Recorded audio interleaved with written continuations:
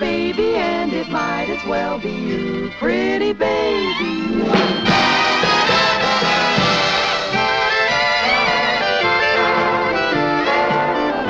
Pretty baby, pretty baby.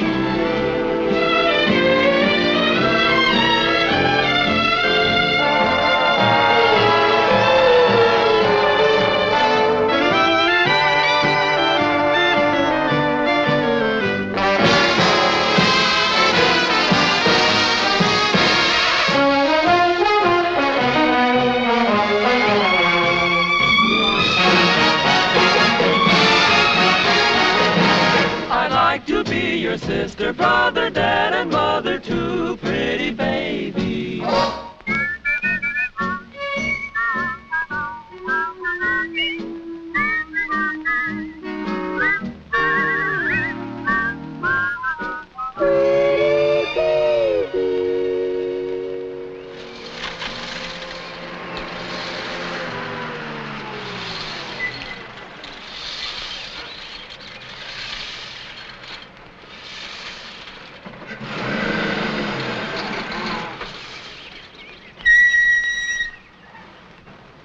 Hey! Hey, you!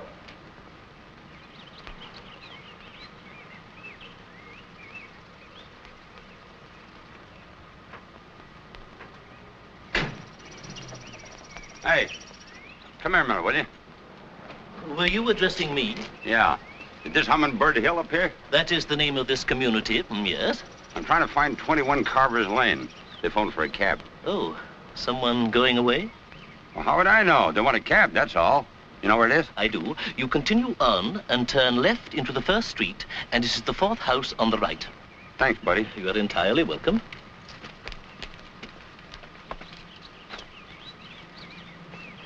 Hey, you mind telling me what you're doing with that feather? I am cross-pollinating a specimen of the family Iridacea. Come again? I am trying to develop a new strain of iris. I breed them. No kidding. You mean like some guys breed Cocker Spaniels? The principle, believe it or not, is identical.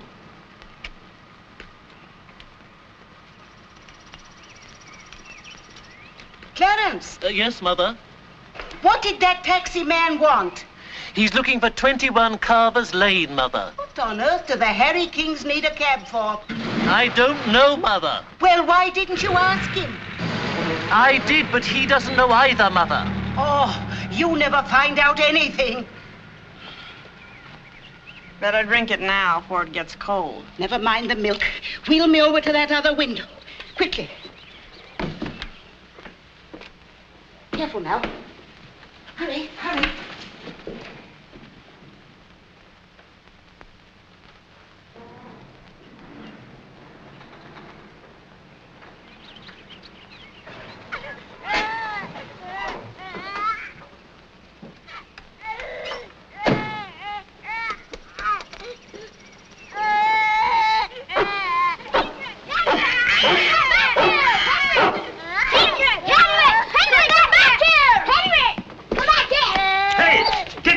Off of me. Get him off! He's a watchdog. He's supposed to bite strangers. It's all right. He won't hurt just Henry. What's the matter? Don't you like dogs? Yes? Ronnie, will you please stop crying? You sent for a cab, lady. I'm afraid you come to the wrong house. I didn't phone for it.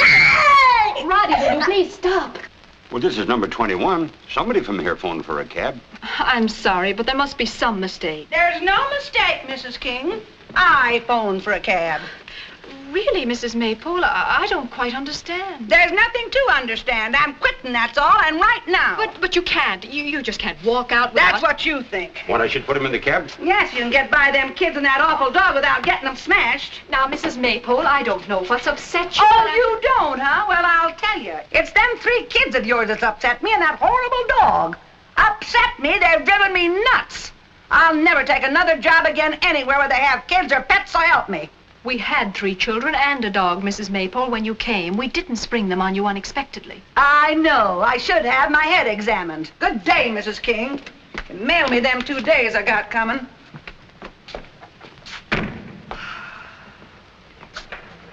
Don't worry, Mom. She was a pain in the neck. She couldn't cook good either. You're a much better cook, Mom.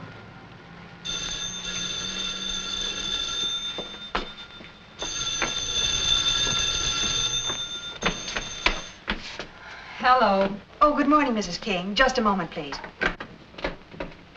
Yeah? Your wife, Mr. King, on 2. All right.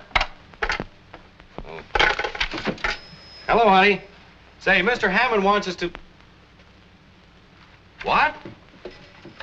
She didn't. Why, the old bag.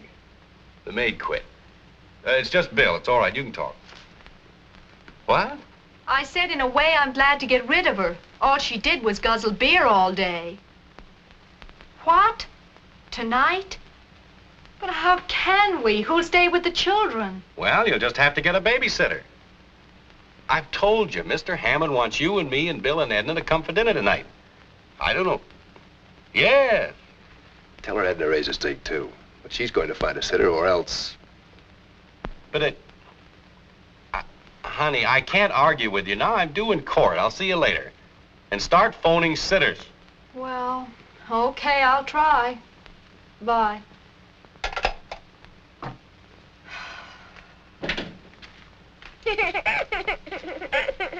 Oh, Roddy, for heaven's sake. Oh.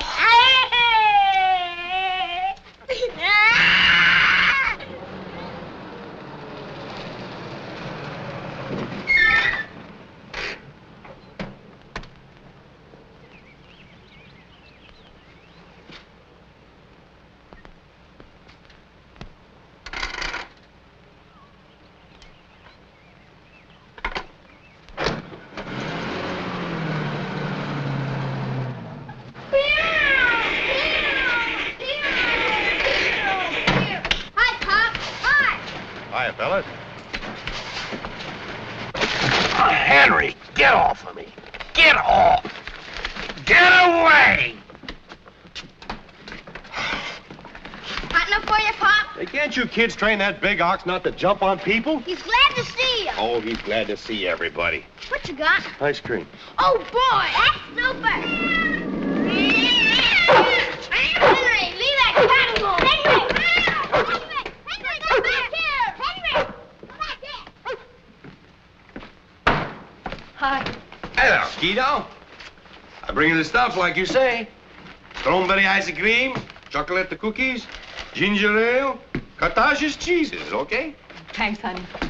Say, lady, before your husband comes home, how about a little kiss, huh? You picked a fine time to be funny. No, don't worry, honey. You'll find another maid. No, I'm not even going to try. La Maypole was a horrible extravagance. We just can't afford a maid right now, you know that. Unless, of course, you got that raise. Did you? No. But being invited to the boss's house for dinner is a hopeful sign. What'd you get for a sitter? I didn't. And I phoned at least 15 of the little darlings. Oh, well, we've still got time. I'll get busy on it while you feed the kids. Hope you have better luck than I did. Hello? May I speak with Dorothy, please? Oh, I see. Thank you. Well, the kids are put away for the night, thank goodness. Good. It's so silly dressing to go over there. Just the 6 of us. The Hammonds always dress for dinner. They would. You might as well give up. You're not going to get anybody at this hour. Hello? Hello, Agnes. So glad I caught you in. Now, this is Mr. King. I was just wondering if you... Oh, I see. Well, can't you go bowling some other night? Oh, no, sure, I understand. Goodbye. Don't you think you'd just better call Mr. Hammond and say that you can't get anybody? And get fired for disobeying the royal command? And why not? What? The sooner you start out on your own and stop letting Mr. Hammond kick you around, the better I like it. Look, my love, for the last time, there's more to starting a law practice than just hanging out a shingle. You have to make contacts, take it by degrees. The only way you can do that is with an established outfit. You know I'm right, don't you? I know you're a lot smarter than Mr. Hammond thinks you are. Thank you. Oh, what about that old duck we had a couple of months ago? The one with the wart on her nose. Too late, darling. Edna got her. Oh. Hello, is this Mrs. Phillips? Good evening. This is Mr. King. Could I talk to Mabel, please? Yeah, you see, she's in. Oh, Mabel! Yes, Mother. Mr. King on the phone. I guess he wants you to sit with his kids. Not me. Not while I'm conscious. Not those kids. Tell him I dropped dead. Hello? Yes, I heard Mrs. Phillips. She just dropped dead. Fresh out of names, dear, or fresh out of charm? Well, we can always try Ginger. Oh, no, you don't. Why? What's wrong with Ginger? Well, in the first place, she's a nitwit, and in the second place, she's got a silly, idiotic crush on you. Oh, stop it, will you? Don't act so innocent. The last time she was here, she tried to hold hands with you right under my very nose. Can I help it if I'm irresistible to women? Of course not, dear. Well, okay. Oh, all right, go ahead and call her. Personally, I think you've got a crush on her. A child of 16?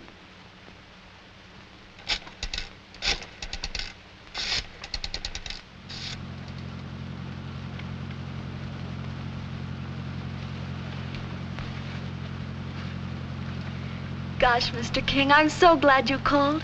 I just adore sitting with those darling children. Good. That's a break for us. You know, I had several other calls tonight to sit, but I turned them all down because I just hoped and prayed that you'd call. Gosh, you look so sharp in your tux. Gosh. I just did a new paint job on my nails. Like them, Mr. King? Yes, fine. I'm using a new perfume, too. It's called Nuit d'Amour. That's French. Oh. Means night of love. Like it? Yes, keen. Well, good night, Ginger. The children are all sound asleep. But if you should need me, I left the Hammonds' phone number there on the desk. Oh, yes. Here it is, Ginger. Oh, thank you, Mr. King. Have a nice time. Yes, Ginger, we will. Well, you don't mind if I make a few phone calls, do you? A person gets so bored just sitting. All right, Ginger, but please don't stay on the phone all the time. And remember that the children are asleep. I will. Good night, Ginger. Good night. She's so cute. Are you quite sure you wouldn't like to stay home and sit with her, dear?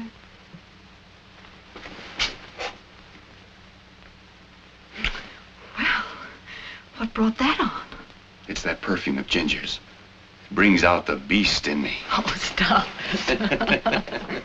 5 and 6, 11. Carry 1. 8. We'd had a little more gin this evening and less rummy. Yes, it wouldn't have been quite so gruesome. Why, Edna, how you talk. We ought to be honored that the Hammonds invited us over. Pipe down, will you? You two broke even, but the Hammonds lost $5.20 to us. Lost? Look here, pal, the Hammonds better win. That is, if you expect to get that raise.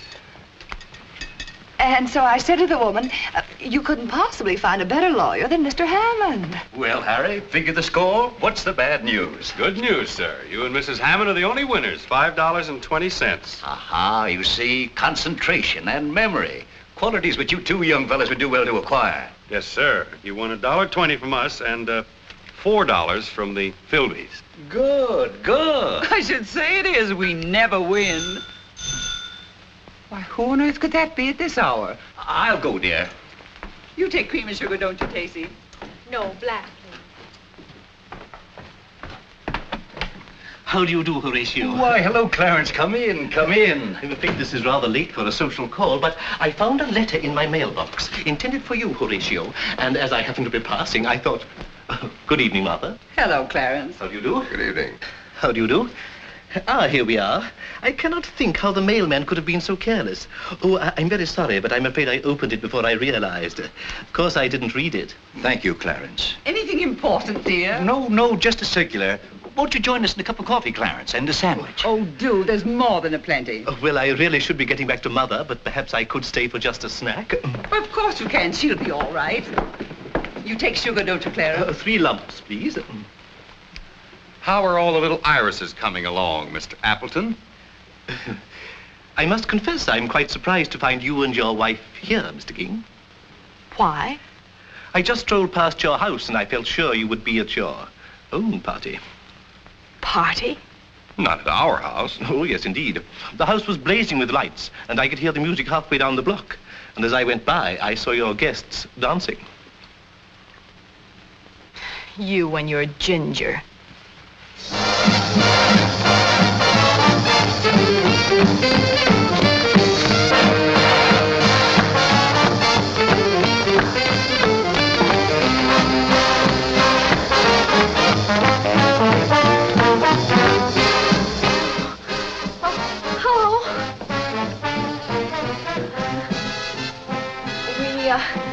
We didn't think you'd be back so soon. So it appears. Hi, Pop. We've been watching them dance. You kids run upstairs to bed. Go ahead. Hurry up. The idea of letting the baby out of bed at this hour. Are you out of your mind? Gosh, Mrs. King, I hope you're not sore just because I invited a few friends. Golly, a person go absolutely mad with nothing to do but sit. If I were your mother, which heaven forbid, I'd make it extremely painful for you to sit for the next few days. Look, Ginger, I think you'd better have your friends. Gosh, Mr. King, I feel so sorry for you. She has a terrible disposition, hasn't she?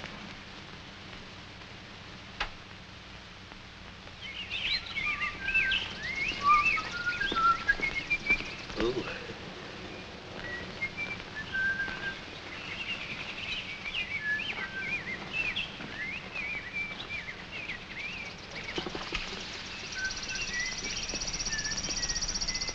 Well? Oh.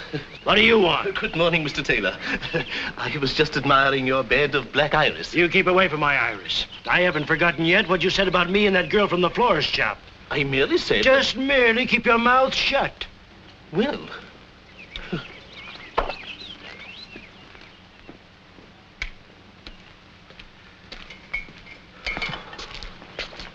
Oh, good morning, Mr. MacPherson. Must have been quite a party you had last night. Would you like a list of the guests who got cockeyed? Or have you already got it? There's no need to be unpleasant. I merely made a friendly observation. Well, make it someplace else.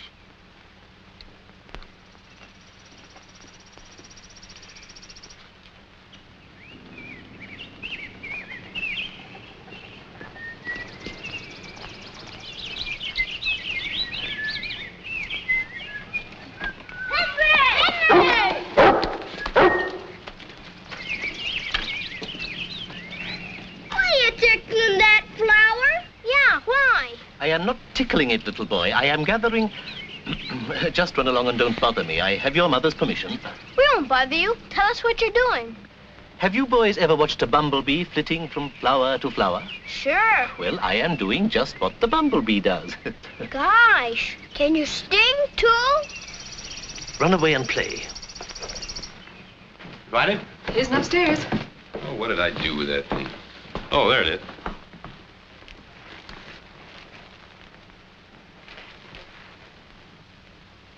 What the devil is he doing?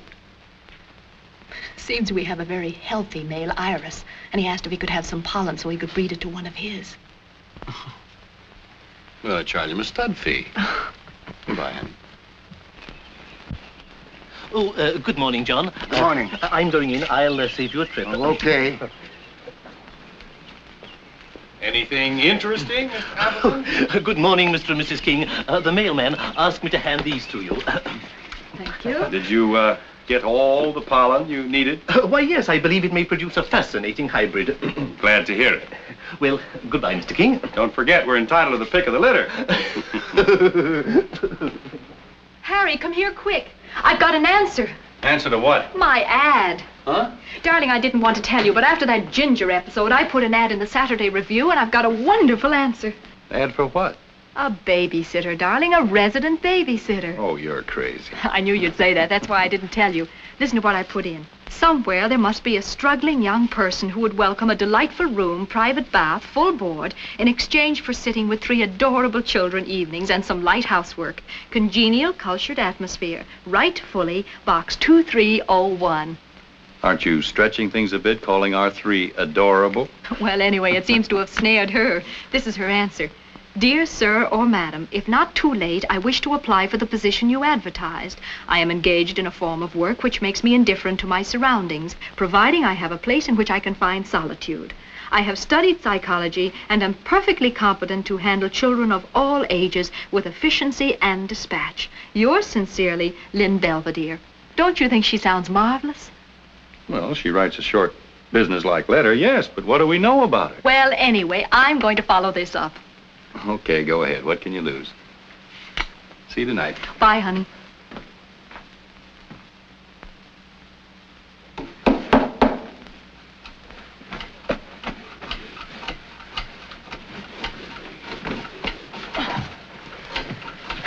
That looks good. Quit that. Did you get it out? Sure, it hardly shows now. If you kids let that dog in this house again, I'll wallop both of you. Okay. Tacey? Hey, where's everybody? We're up in the maid's room. Come on up. I can't. There's a chair in the way. I know. It's stuck. Don't be so helpless. Climb over it.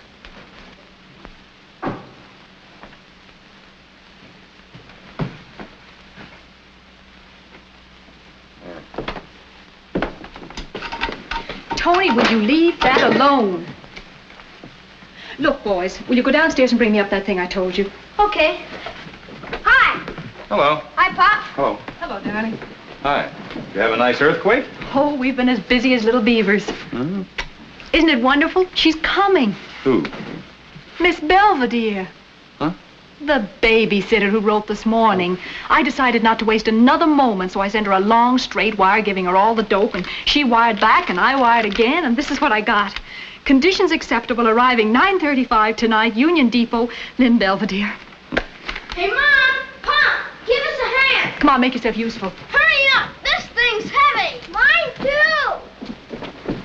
too! All right, boys, put them down until Daddy moves the chair. You mind telling Daddy where his favorite chair's going?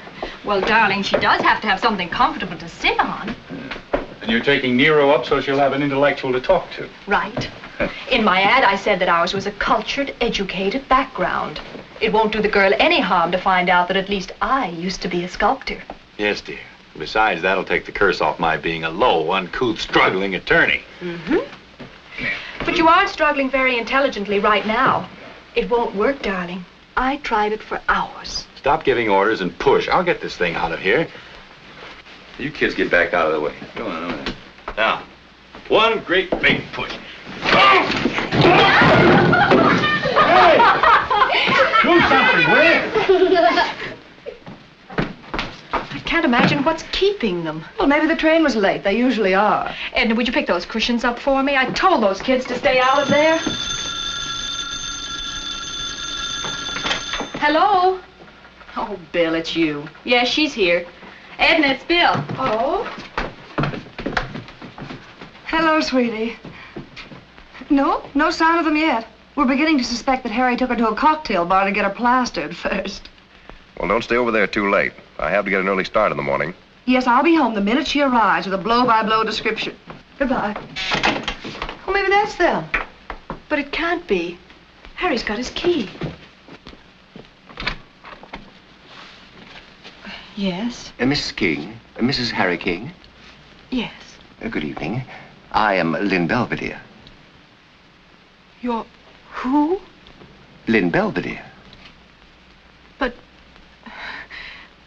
you can't be. Why not? Have you ever seen me before? No. No, of course I haven't. Very well, then. How do you do? Edna, this man claims that he's Lynn Belvedere. No. Edna, please. I'm sorry. This is my friend, Mrs. Philby. Oh, she doesn't live here. Delighted. This is quite a shock, you see. Well, we weren't expecting him. Well, I naturally thought you were a woman. You know. Your advertisement, of which I have a copy here, made no mention of sex.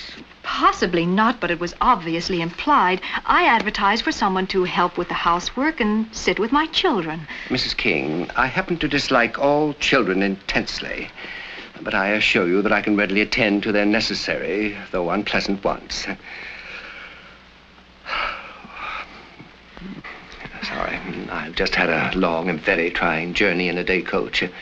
May I see my room? Well, Now, look here, Mr. Belvedere. You're obviously here under false pretenses. To the contrary. If some young female arrived calling herself Lynn Belvedere, she would be here under false pretenses. May I please see my room? But my husband isn't home yet, That, and I don't if I quite... may say so, is a matter of complete indifference to me. I take it that you are not retaining my services to sit with him. Now, may I see my room? Why, well, I guess so. Oh, it's upstairs. Good evening.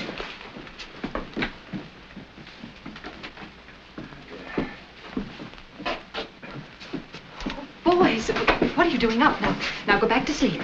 Is he a babysitter? Gee whiz. Never mind now. Go to bed. Oh, these are my sons, Larry and Tony, and the baby's asleep. Mom, why is it a man? You see, Mr. Belvedere, they also thought that you were going to be, well, anyway, they seem to be quite fascinated by you. The fascination, I assure you, is not mutual. Which way, please? Go to bed.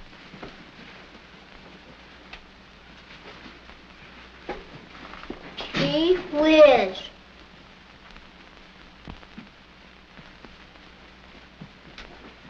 We, tried to fix it up as nicely as we could. I hope you like it. After the obvious eliminations have been made, I believe it will be entirely satisfactory.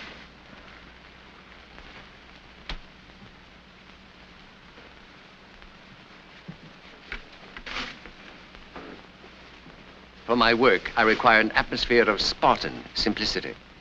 And may I ask what your profession is? Certainly. I am a genius.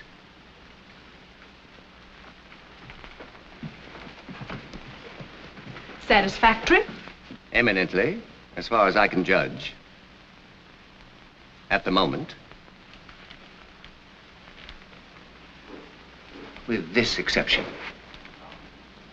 I'll change it.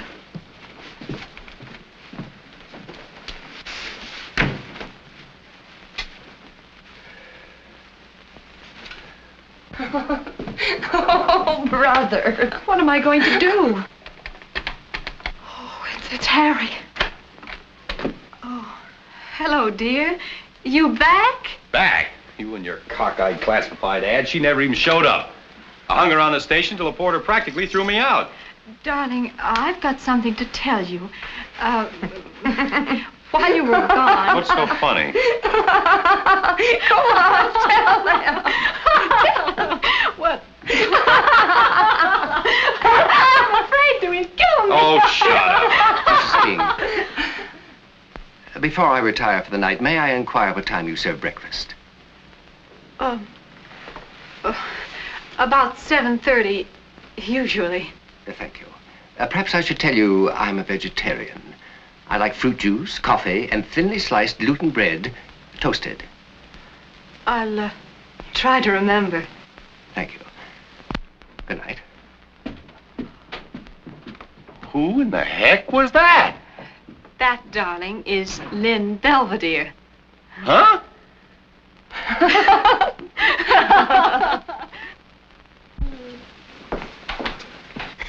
Baby. Now, Larry, that's enough sugar. Oh, Mom. Do you want to get another toothache? Harry, will you please put down that paper and talk to me? Well, what's it? What are we going to do about Mr. Belvedere? Very simple. As soon as he deigns to join us for breakfast, I'm going to kick him out right on his ear. I guess you're right.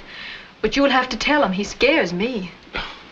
I think he's kind of cute. Me too. Well, I don't. And genius or no genius, I'm going up and tell him to get down here to breakfast. I'll go with you. Now, you boys sit down and finish your breakfast.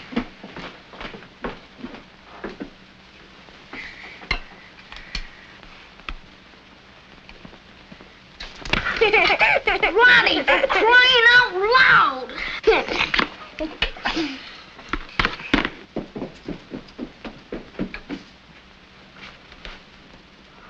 Well, he's got a nerve. Well, what's the difference? He's going anyway.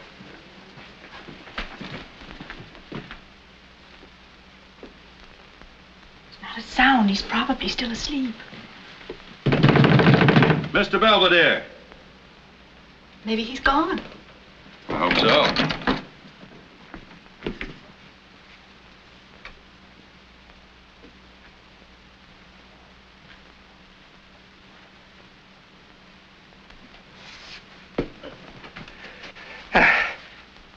Good morning.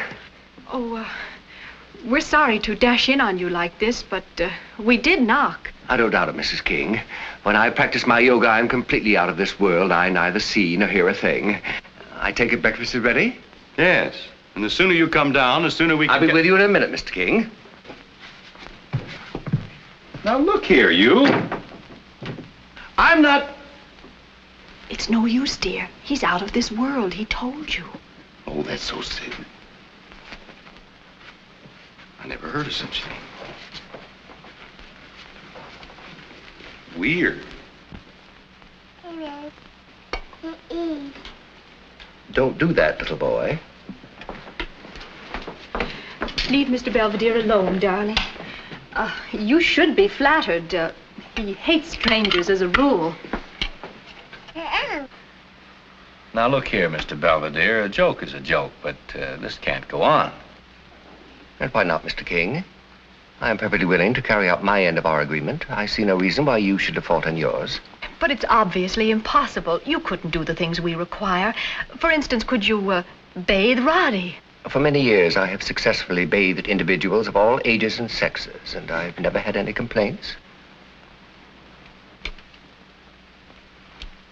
Baby. Don't do that again. That's enough, Roddy. Now, stop it. Stop it. My wife tells me that you're a genius. That is correct. Well, if I'm not too inquisitive, do you mind telling me what form it takes? I am, in my way, a philosopher. Oh, I see. You just sit and think. Mr. King, if more people just sat and thought, the world might not be in the stinking mess that it is. Well, maybe you've got something there. But, Mr. Belvedere, can you really handle children? Amen. Mrs. King, as I told you last night, I dislike children intensely, and yours, if I may say so, have peculiarly repulsive habits and manners. However, I assure you that I can cope with them successfully, given a free hand. Gesundheit. Now, I better get out the office. So long, kids. I'll see you tonight. Bye, Pop. Bye. Walk out the car anyway. Excuse me. Certainly. You will remain seated. Now eat your breakfast. And chew each mouthful 28 times. Not 20, mind you, or 26, but 28 times.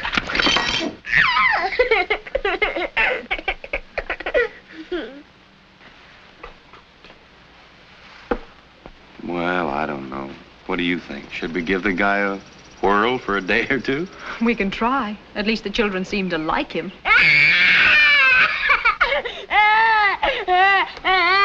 What's the matter? What happened? Why, Roddy!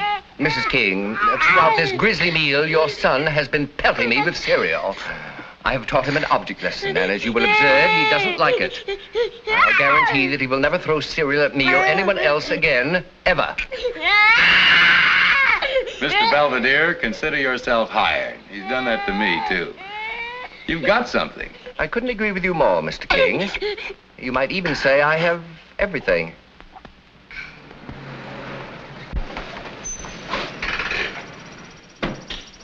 Look, Larry, I'm up.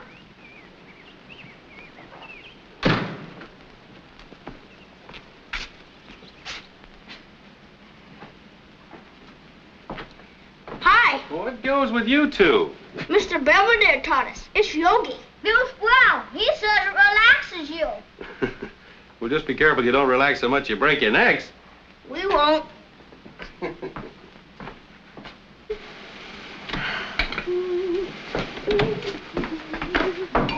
Hi, baby. Everything under control? Hello, darling. Oh, Harry, he's wonderful, terrific. He must be. He's already got the kids out there standing on their head. They love him. They've been as good as gold all day. No kidding? They ate their lunch without a single argument. He gave Roddy a bath and there wasn't a peep out of him. And look, the icebox. He's fixed it. It's been on the blink for days. Well, I'll be...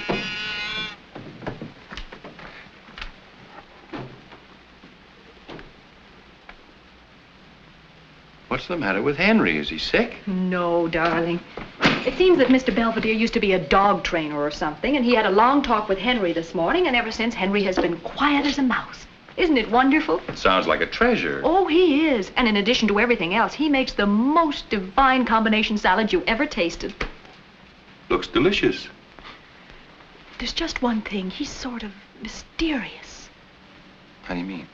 Well, 3 times today when he finished his chores, he went upstairs and locked himself in his room. I heard the lock click. I went up and listened, but I couldn't hear a sound. What do you suppose he does up there? Maybe he stands on his head. That doesn't make much noise. Oh. Is he up there now? No, he's out taking his constitutional. Then why are we whispering? Oh, I forgot. He says he goes out for a constitutional every night before dinner. I gave him a key to his room, of course, but he doesn't know that I've got an extra one. Would it be very unethical if... It most certainly would. Let's go.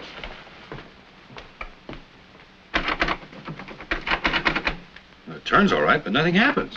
Here, clumsy, let me do it. You sure that's the right key? Yes, of course it is. It's funny, it doesn't work. You're wasting your time, Mrs. King. Hello. Good evening. Knowing human nature as I do, I suspected that you might try to snoop. This is a new lock. But it can't be. I didn't order a locksmith. It wasn't necessary, Mrs. King. I am an expert locksmith.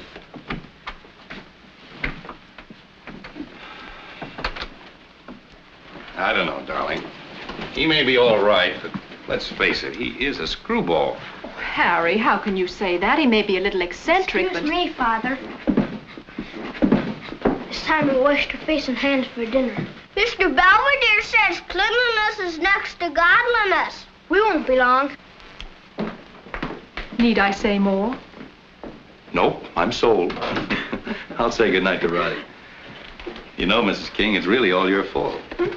If you weren't so darn pretty, we wouldn't have so many kids for people to sit with. Oh.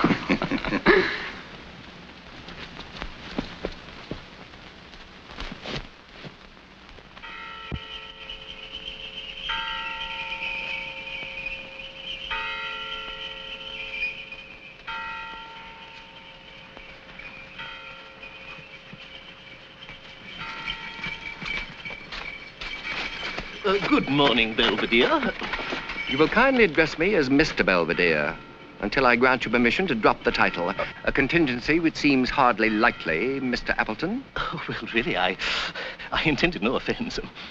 Tell me, Mr. Belvedere, are you completely happy with the Harry Kings? Only an idiot is completely happy anywhere. I understand those dear little boys are devoted to you, and that Mrs. King considers you quite a treasure. Indeed. Yes, indeed, and she should. As my mother is always saying, good servants are worth their weight in gold. The next time your parent makes that original observation, tell her it's one of the older cliches. Yes, I will.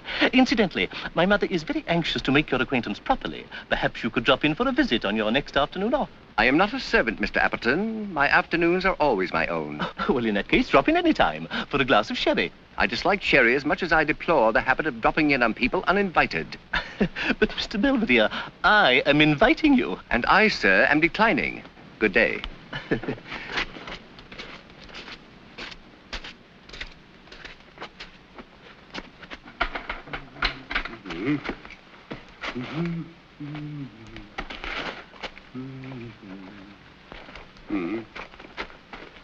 Oh, here, let me do the mouth. That's awful. Okay, Mommy, we all know you're a sculptress. But hurry up, will you? I want to get this finished before the kids get home. Oh, relax. They won't be home for hours. Why?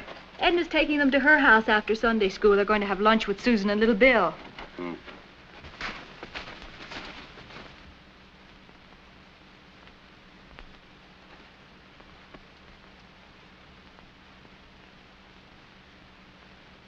Good morning, Mr. Belvedere. Good morning, good morning. Good morning. Good morning, Mrs. King.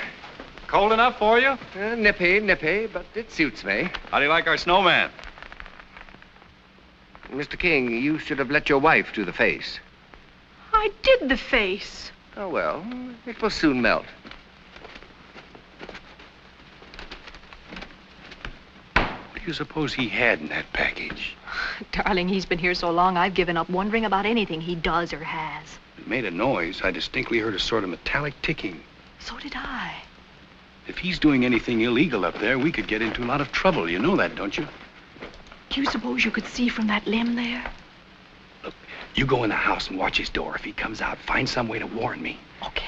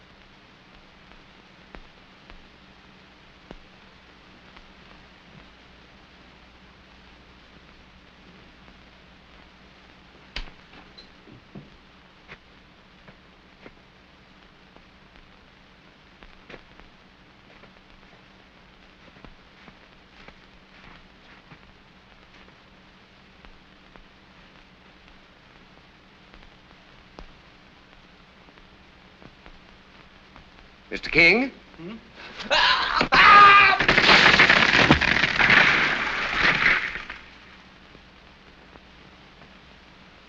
Ow! Take it easy, will you?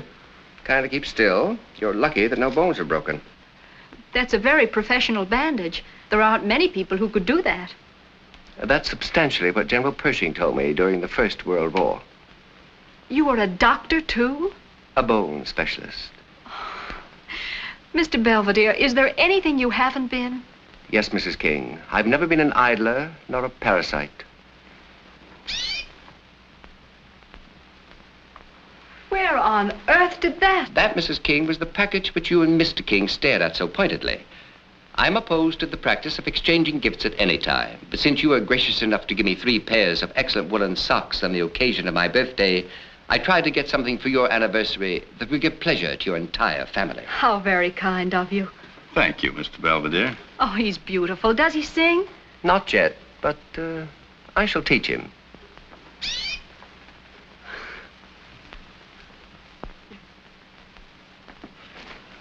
Darling, will 6 shirts be enough? Sure. Oh, will you need your tux? Look, sweetie, I'm going to Chicago for a few days on business, not for fun. Oh, it's getting late. Don't worry, Bill will be here. Edna said he has a business date downtown, and he'll drop you off at the station on the way. Mm-hmm. Let me see now. Socks, ties. Oh, my shaving things. I forgot it. Hi, funny face. How's the bath coming? Hi. You gonna miss me when I'm gone? Hmm? Bell. What? Oh, baby, now I'll go. Oh, don't look at me like that and laugh. You having fun, huh? Mr. King? I've been trying to teach Roddy that bathing is not a social function. Kindly do not talk to him. Now then, Roddy, put the cloth in the right hand, like that, and wash. And no conversation. I don't care how good he is. There are times when that genius gets on my nerves. Oh, don't be so touchy. I'm mad about him. See, Pullman tickets, money. Oh.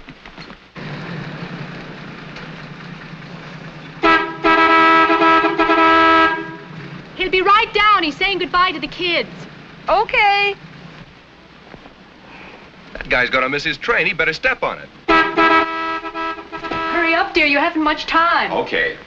You boys be good now and don't worry your mommy too much. We won't. Good. Keep the home fires burning. Bye, Pop. Father.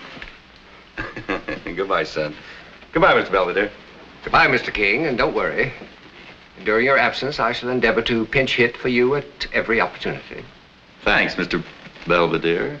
Yes, darling, I know we'll get along fine. Oh, come on, they're getting impatient. Now, call me if you have time. Oh, yes, while you're in Chicago, will you go by Marshall Fields and see if they have Larry's size in those real heavy... What's the matter? Forget something? I can't go. Why? Well, I can't leave you here alone with Belvedere. Why not? Bel, are you out of your mind? You seem to find him very attractive. I find the Grand Canyon attractive, but that doesn't mean I'm in love with it. You just got through saying you're mad about him. I am. I'm insane with passion. Hey, do you realize what time it is? I'm not going. Not going? Oh, why not? This pillar of virtue has suddenly decided that it wouldn't be safe to leave me alone in the house with Mr. Belvedere. Are you kidding? That's not the point at all. Look, I'm not suggesting that you and Belvedere carry on while I'm gone. Would you feel any better about your trip if your wife slept at our house while you're gone? Yes, I would, definitely. All right, it's settled then. Just think, dear, Caesar's wife is going to sleep at our house. Goodbye now. Oh, all the silly. Well, don't I get a kiss? No, I'm a one-man woman, and my heart belongs to Belvedere. Oh. Thanks, Haydn. Goodbye. Bye, have a good time. And don't you be late, Bill. I won't. You know, I believe he was actually jealous. That's very gratifying. Most gratifying. Although slightly suburban. Mr. Belvedere, don't you consider eavesdropping a bit unethical? Quite unethical, but fascinating. I particularly enjoyed your comparing me to the Grand Canyon. Now, there's rugged grandeur.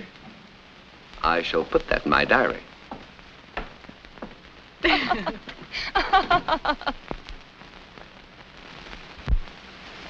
Oh. Oh.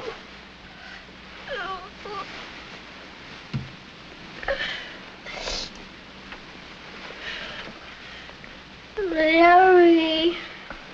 Larry. Wake up. What's the matter with you? My stomach hurts. Bad? Yeah, awful. You must have ate too much for supper. Go on back to sleep and you'll feel better. I can't. It hurts. Tell Mom. How can I? You know she's been sleeping over at the Philbys. But I want my mom. Shh! Shut up. It's nearly 3 o'clock in the morning, and you'll wake up Roddy and Mr. Belvedere. I don't care. Shh. Look, Tony, I know. Why don't you stand your head like Mr. Belvedere taught us? I already tried, but I only threw up. Okay. I'll wake him up, but he won't like it. He won't mind. Oh, yes, he will. He's a genius, and he needs 8 hours undisturbed sleep. He says so all the time.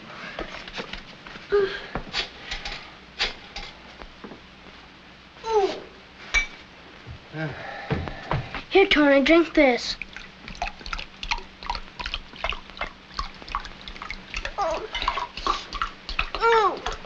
What are you giving him? It's all right. It's just ice water. The water bottle got smashed. Put it down.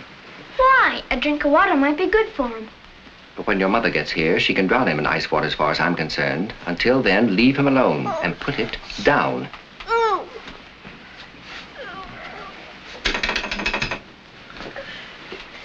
Sure you're calling the right number? Kindly credit me with enough intelligence not to lose my head in a crisis. Of course I'm calling the right number.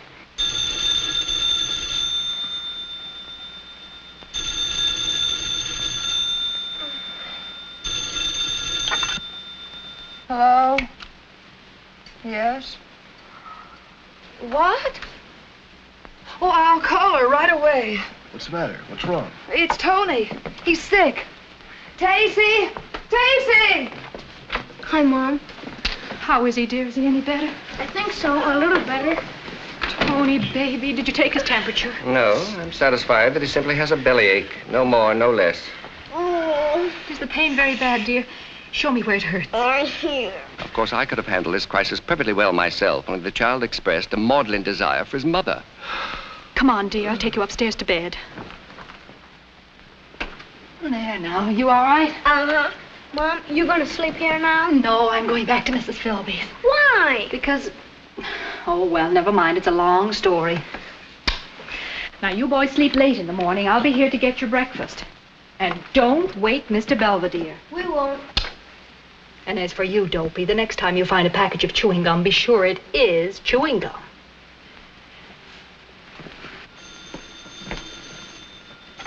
Hello, hello. Mrs. Philby, I have now informed you on 3 separate occasions that nature has resolved Tony's gastric disorder. Mrs. King will return in a few minutes. No further bulletins will be issued. Good night. Silly woman. I'm sorry you were disturbed, Mr. Belvedere. I'm sure they'll go right to sleep now. Whereas I shall be plagued with insomnia. Now, who could that be? If you go to the door, you need not conjecture. Oh, please pardon the intrusion, Mrs. King, but I noticed all your lights go on, and knowing your husband was away in Chicago, I felt constrained to dash over to see if anything was wrong. No, thank you. Everything is fine. Oh, just a neighborly call, you might say, to offer my services if needed.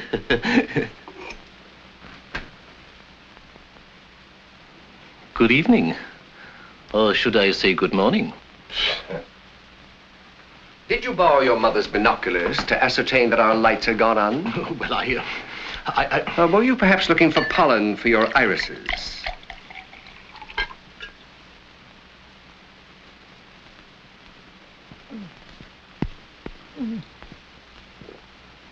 Well? I see that I am not needed. Your vision is remarkably accurate.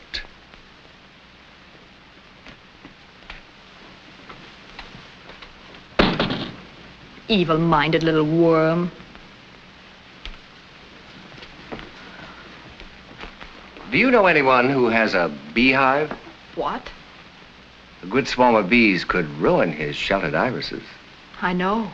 But how could you get them to swarm? Oh, now, don't tell me you were also a beekeeper. That is correct. Good night.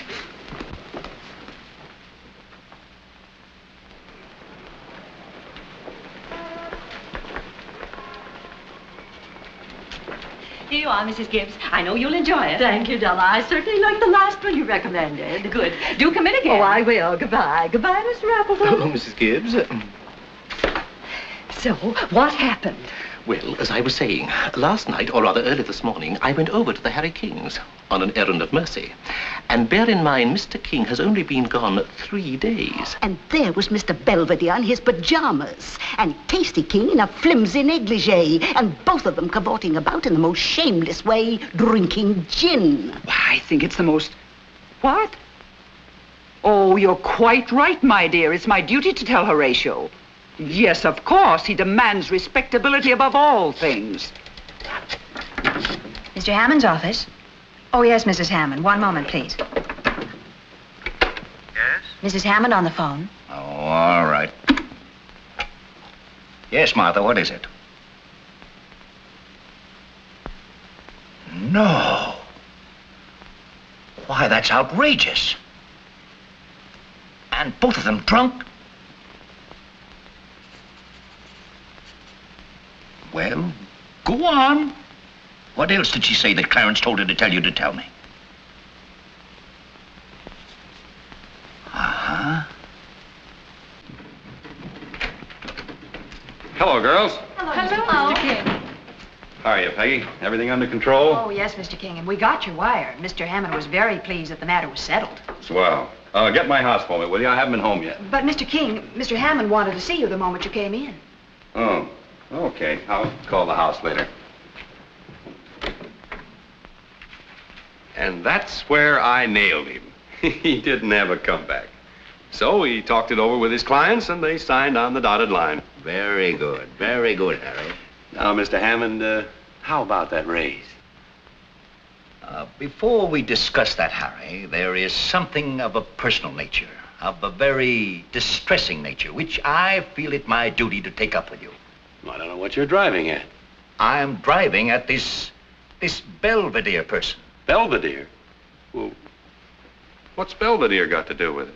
Information has reached me, Harry, to the effect that during your absence, your wife and this Belvedere have been having quite a time for themselves. Gee, Tacey, I think it's swell. But do you think you've really done justice to his nose? Edna, will you wait till it's finished? I think it's darling of you, Mr. Belvedere, to give Tacey a chance to practice like this. My motives, Mrs. Philby, are not entirely unselfish. Someday they will need a bust of me in the Hall of Fame. The only virtue you lack, Mr. Belvedere, is modesty. I do not consider that a virtue. Oh, I do. That's what I like about Harry. He's so modest. Your husband has a great deal to be modest about.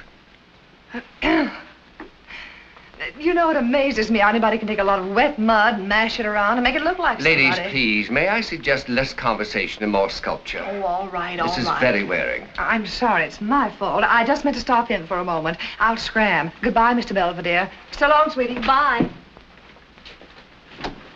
Your jaw isn't right. My jaw is perfect. Your reproduction is at fault. You obviously have never studied anatomy. Have you? I have dissected many a cadaver. Come here. Now, if you place your fingertips at the base of my jaw, so, you can feel where the orbicularis oris operates. And now then, the jawbone.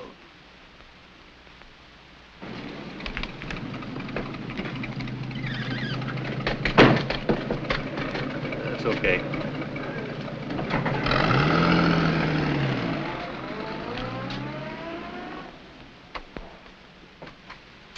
Do it some more.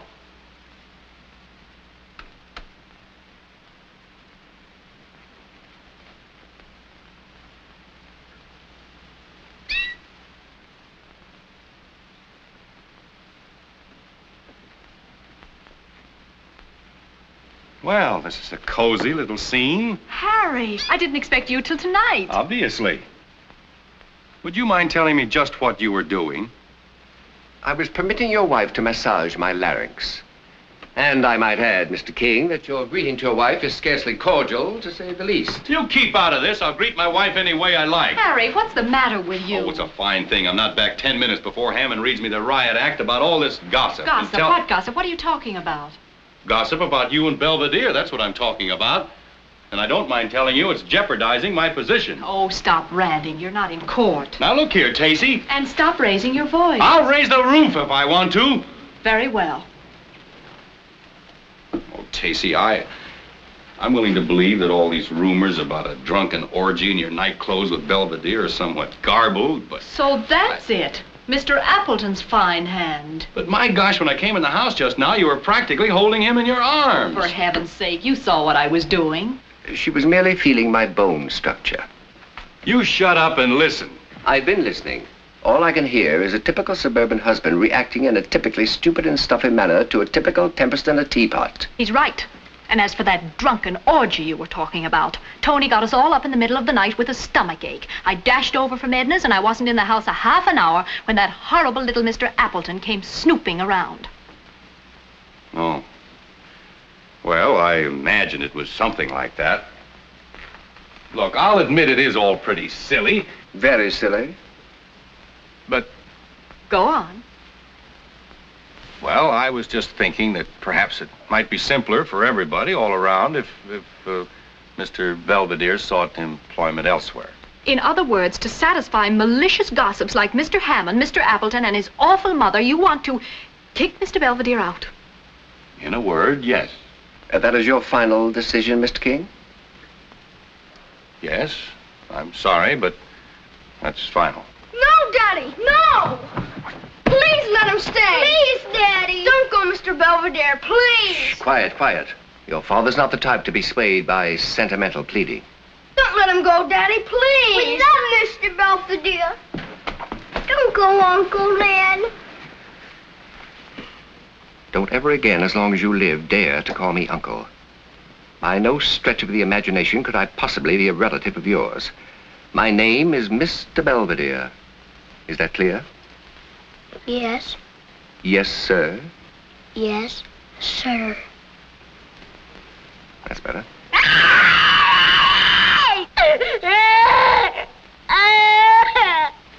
What the heck is the matter with him?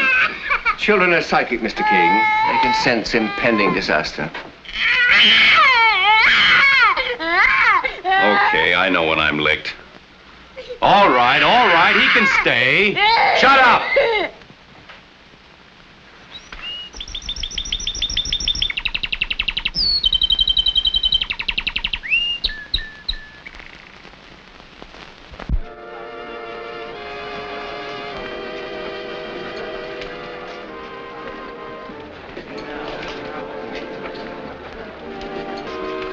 Harry wasn't so dumb to stay home. I could scalp him for talking me into coming to this thing. What that lecturer knows about child psychology could be engraved on a peanut. Talking about peanuts, you hungry? Yes, and thirsty too. Well, what about going in here for a snack? A little bit expensive, isn't it? Yes, but the music's worth it. Come on, let's splurge.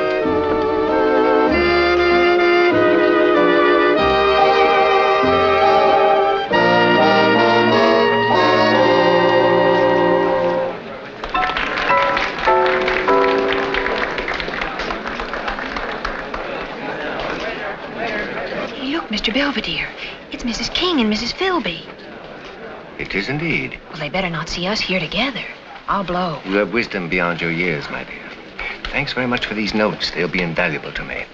You are a mine of information. Oh, that's all right. Well, so long.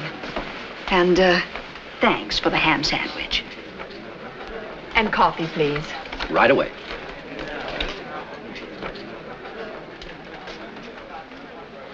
Look.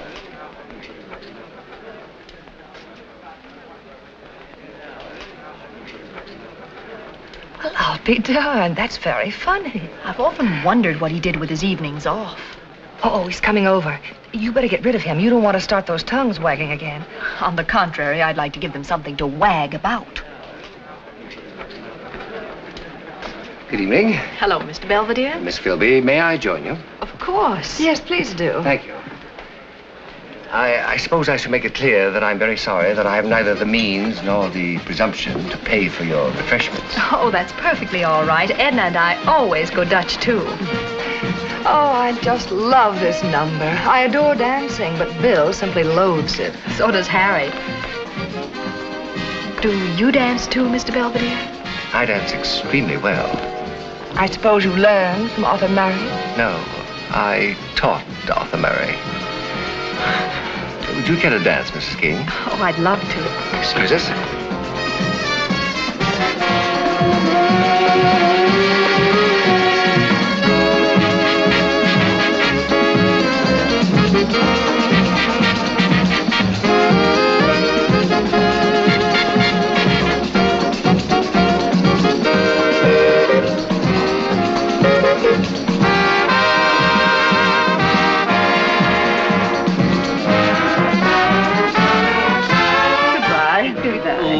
Mrs. Frisbee, I cannot begin to tell you how much I enjoyed your lecture. Oh, thank you, Mr. Appleton. And I know that my dear mother enjoyed it, too. What did you say, Clarence? Speak up! I was telling Mrs. Frisbee that you... this darn thing's on the blink again. Mr. Belvedere, you dance divinely. Yes, I do.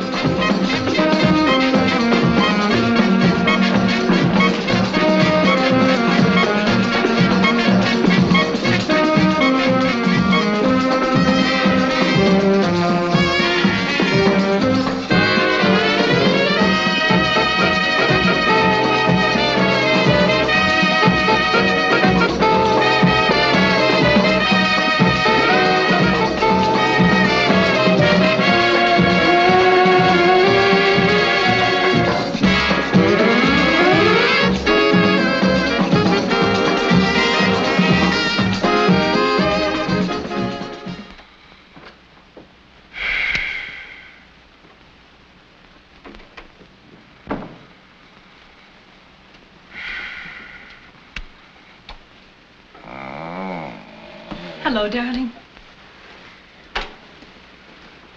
Kind of late, aren't you? We were hungry. We stopped and had a bite to eat. And you know what? Good lecture. Horrible. Well, then what did you stay so long for? Well, darling, if you'll turn around and listen to me, I'll tell you why. No, I'm sleepy. But, darling, I want to tell you what happened. Yeah, well, tell me in the morning. Okay. Happy dreams.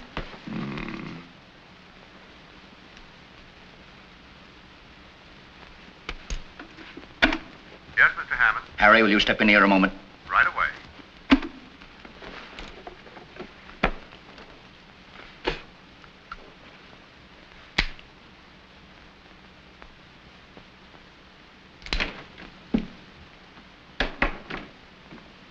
Yes? Sit down, Harry.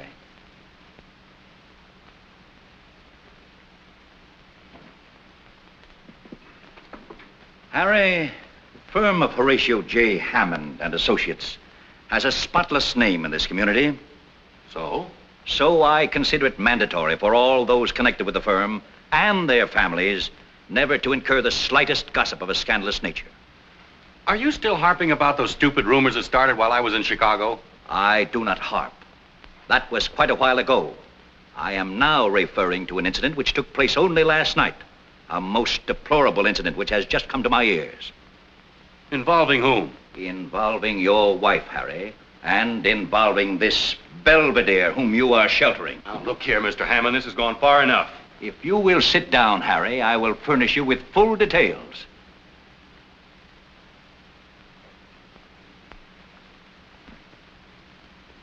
Harry, it hurts me deeply to tell you this, but...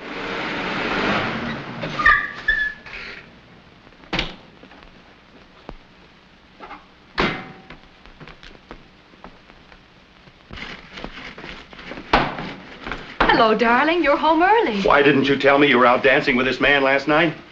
Now what have you heard? Answer my question. Why didn't you tell me? Because you were sleepy and disagreeable when I got home and wouldn't listen. I tried to tell you. Then why didn't you tell me this morning at breakfast? I can be sleepy and disagreeable, too. Our meeting was purely coincidental, Mr. King, but most enjoyable. Then you admit it. Certainly. Moreover, he dances like a saint. I don't care if he dances like St. Midas himself. What about me? You dance very badly, dear. Now, look, Tacey, your conduct is making me the laughingstock of Hummingbird Hill. Why, Mr. Hammond practically gave me an ultimatum that if I didn't stop shredding that lettuce. Life must go on, Mr. King. Well, it's not going on with you in the house. Harry, I think you'd better pull yourself together and apologize to both of us for this ridiculous scene. Apologize? I should apologize because of your indiscretions? Very well. Until you come to your senses and stop letting Mr. Hammond run our lives, I'm going to take Roddy and go home to Mother. Go right ahead. It's perfectly all right with me.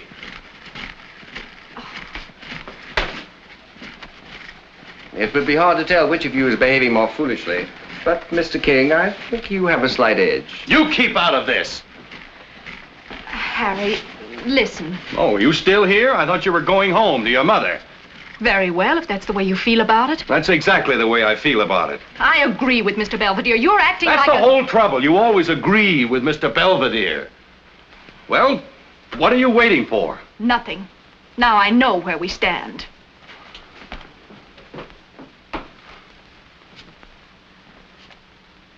Well, you've smashed up my home. I hope you're satisfied.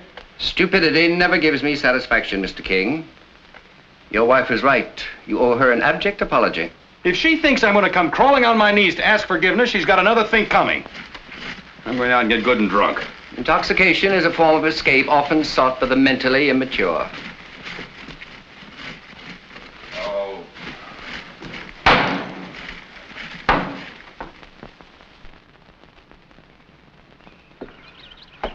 That's all there was. Oh. Nothing from Harry? Oh, Harry doesn't write. I don't even expect to hear from him. Why, of course not, dear. That's why you leap for the door when the mail comes or when the telephone rings. I never could fool either of you for long. No, dear. Sometimes you were able to pull the wool over your father's eyes, but never over mine.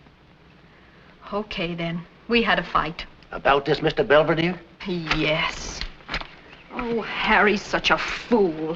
He was seething with ridiculous suspicion and jealousy. I could have wrung his neck. When a woman wants to wring her husband's neck, she's usually in the wrong.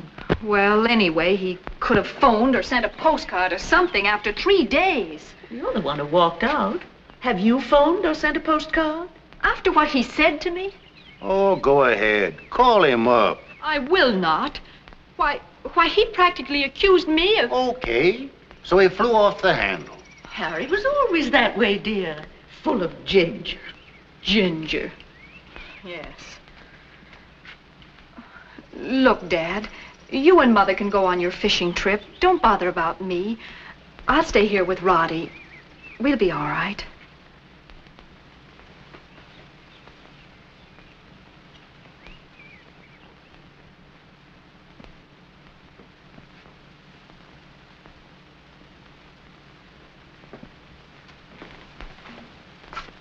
What's the matter with you? Nothing. Finish your homework? Pop, when's Mom coming home? Oh, I don't know. A few days. Why did she go? Well, I guess she got lonesome for Grandma.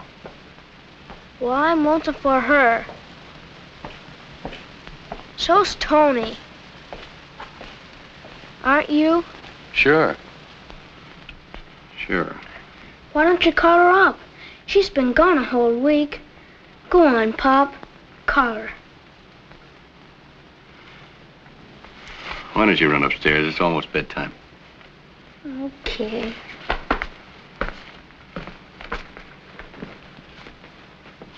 Pop, what's a moron? Oh, someone who isn't very bright. You know, a dope. Oh, Why do you ask? because that's what somebody said you were. Who said that? Well,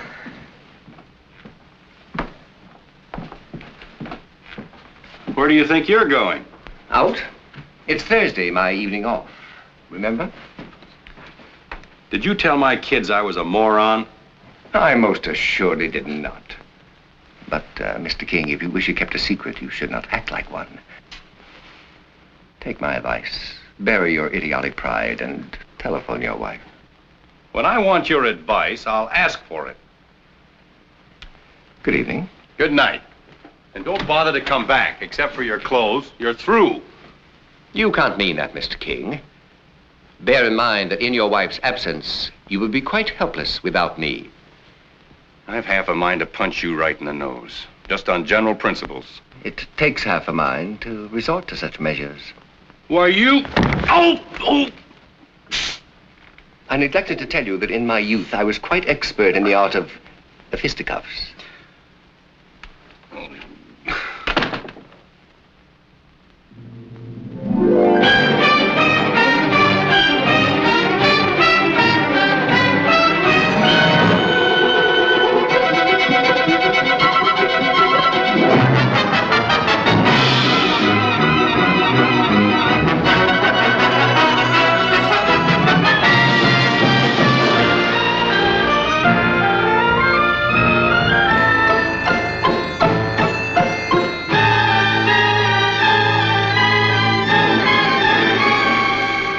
Have you read chapter? Mother? Mother! What's the matter? Effie! Effie! Mother, speak to me. It's Clarence. Mother, please don't frighten me. Mother. Effie, Effie, get the smelling salts. My mother has fainted. Mother. Come on, Mother. Mother. Oh, Mother. Mother! Mother! Can't you hear me, Mother? Mother! Bring me every book we have on the law of libel. And tell Mr. King I want to see him. At once. Yes, Mr. Hammond. Here we go, kids. Hey, girls, get a load of this. What? You see, this chapter here on Mr. Gammon. Horace G. Gammon. Couldn't get much closer than that, could they? It tells about Mr. Gammon keeping physically fit by chasing the office girls around their desk, trying to pinch them. Oh, boy. How could Miss Belvedere know that? Well, it's true, isn't it? You're still black and blue. Wait till Mrs. Gammon reads that. Well, what about those books? Yes, Mr. Gammon. Hammond! Hello, Della. Hello. I understand I'm referred to, and Oh, yes, Mr. McPherson. You're mentioned on page, 174. well, you better let me have a copy. Certainly. Now, Emily, don't be silly. This book is merely fiction. Well, we'll discuss it tonight. I'll be home. Hello? Hello? Get me my attorneys. Right away.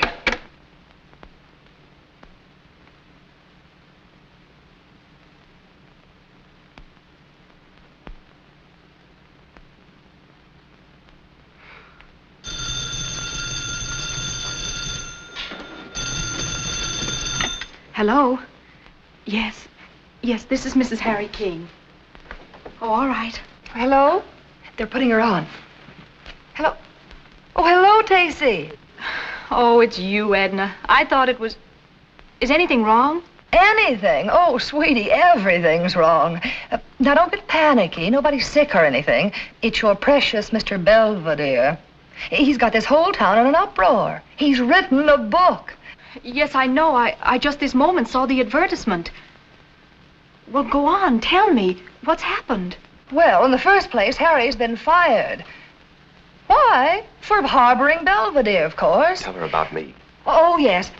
And when Bill tried to stand up for Harry, he got fired, too. Oh, my gosh. Well, let me speak to Harry. Put him on. What? Well, where is he? We don't know. He's not at home. He's probably out somewhere looking for a nice soft shoulder to cry on. Bill says... Hello? Well, it worked. She just said goodbye and hung up.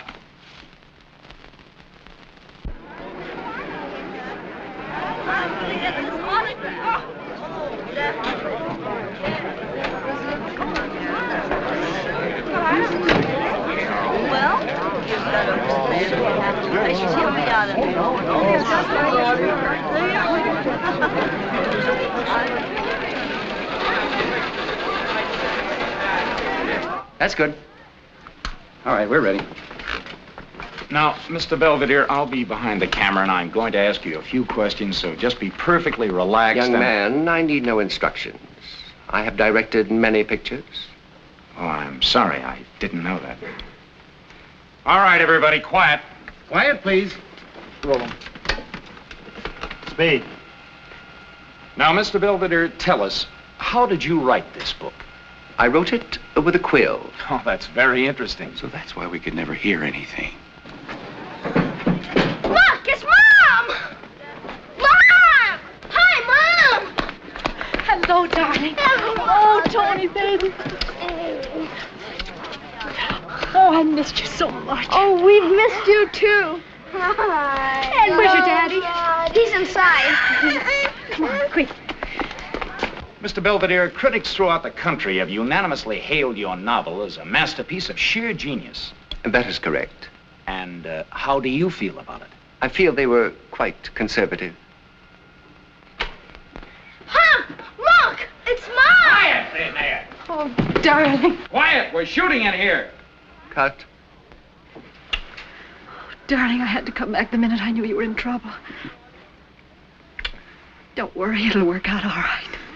Gosh, honey, I've been such a dope. You have indeed. No need to be emotional, Mrs. King. He will not starve. Mr. Belvedere, I don't quite know whether to congratulate you or to... Or to spit in my eye. Well, yes. It's a moot point. Mr. Belvedere, please, we haven't finished. You're mistaken, young man. We have. I've posed quite long enough. Oh, Edna. Hello. Bill, I haven't had a chance to say hello to you. Hello, Tacey. I know, sweetie. Come on, let's get out of this shambles. I want to talk to you. Go ahead, dear. I'll be right up just as soon as I get rid of this gang. There you are, my good man. Look, fellas, enough is enough. Get all of these people and this stuff out of here, will you? Okay, boys, wrap it up. Just one of the penalties of fame, Mr. King. Well, I'm not famous. You will be. My book has made you immortal. You can't go in there. I'll go anywhere I please. Where is this Belvedere person? Where is he? Oh, there you are. Don't you take your hat off when you crash somebody's house? Don't you talk to me like that. I'll talk to you any way I like. You fired me, remember? Yes, I fired you. You heard him. Now, it gives me the greatest possible pleasure to serve you personally with this summons. A summons? Well, how interesting. I am suing you for $1 million for libel. Splendid. That's a good round sum. And I'm going to sue you, too. Good. And me. And I, Mr. Taylor. My mother and I are going to sue you, too. And in addition, we shall see to it that you are run out of town. Excellent. Such notoriety will merely cause the sales of my book to zoom higher, if possible. Would you two young men be interested in acting as my attorneys in these threatened suits? Are you serious? Mr. King, I never jest about $1 million. Money is the root of all evil, and I have the greatest possible respect for it.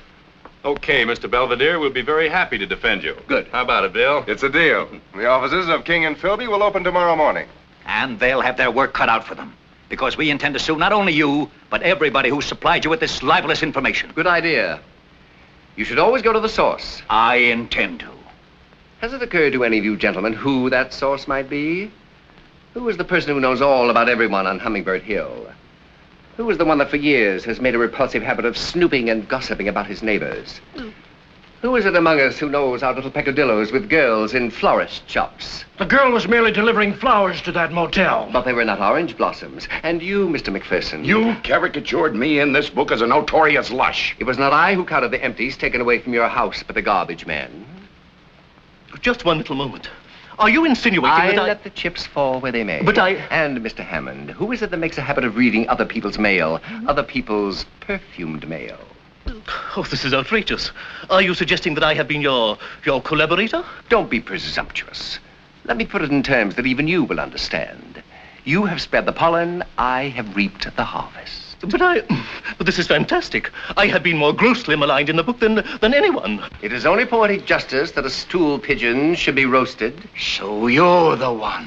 No, Horatio. Let's not be hasty. Why, you little weasel. No, Horatio. You don't Horatio me. You're the one.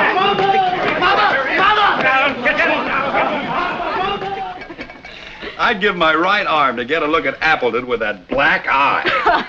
I bet it nearly killed him when they trampled down his iris bed. How would you like to go celebrating tomorrow night? Love to. Would you care to take me dancing? Yes, but remember, I don't dance as well as Mr. Belvedere. No, dear, but you're much prettier. Wait a minute. We can't. Who'll sit with the kids? I will. The mere fact that I have been catapulted into fame does not blind me to the duties I undertook here. Mr. Belvedere, you're an amazing man. Just what are your plans for the future? My dear Mrs. King, Hummingbird Hill is only the first volume of a trilogy. I estimate the other 2 volumes will take me about 2 years. And you're going to write them here? Naturally. Posterity will demand that the entire masterpiece be written under the same roof. This house will become a shrine. I'm surprised you even want to stay. It can't be very convenient. You claim you don't even like children. That is correct. Mr. Belvedere. Yes?